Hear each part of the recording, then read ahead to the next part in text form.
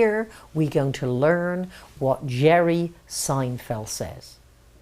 Because after all, if you can learn from a marquee comedian that gets millions of dollars a year, well, it's going to help with your sales. Jerry said, I will take an hour to edit an 8-word sentence down to 5. Now, in his case, he knows the difference between the setup and the punch word or punch phrase, the bigger the laugh. For us, in business communication, remember what our goal is? To speak to be remembered and repeated. And if we can get across our message in less words, take out the fluff, what isn't needed, what is assumed, the words that are left are going to be more memorable.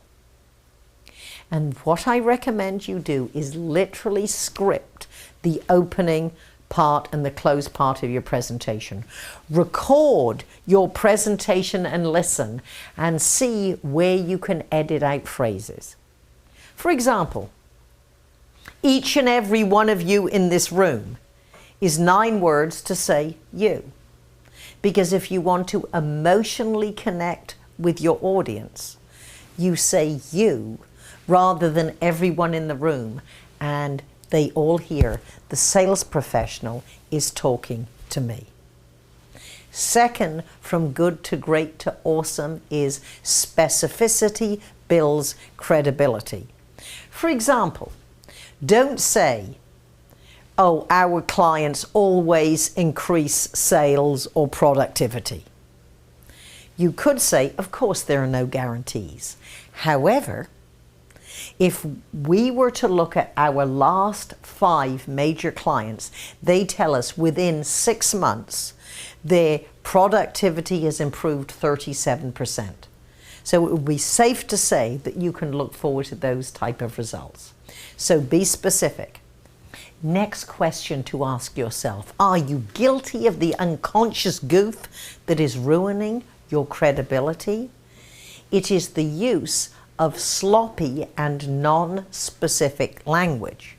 Most important is the word that it is my mission to wipe out and I am failing. It is the word stuff. We are talking about high-priced product, service, expertise, technology. Don't call it debris. Look at specific language. 1, it justifies the price of your offerings. Second, many of our audience, although they speak perfect English, English is not their first language. And if we do not use specific language in isolation, they don't know what we're saying. So we need clean, concise, specific language. And then with the adding your presentations edited to a nub, now we are ready to go to the visual aids. But you have to have your structure, your stories, and your scripting before you ask yourself, where do I need the visual aids to help clarify, keep us on track? And remember, your visual aids are visual. They are not scripting techniques. They support your message. They are not you. And as you've heard multiple times, you build them after you have put together your script. If you are like most people, for each presentation, you are going to take different slides from different decks. Be aware when you build them, always keep the same parallel. For example, are you just going to put a capital letter at the beginning of each sentence or bullet points? Or are you going to have a capital at the beginning of every important word? As one of my clients said, be aware of the random acts of capitalization. Because if you're pulling slides from different decks and they don't match, there will be a disconnect with the audience. So your visual aids come after you've designed your presentation.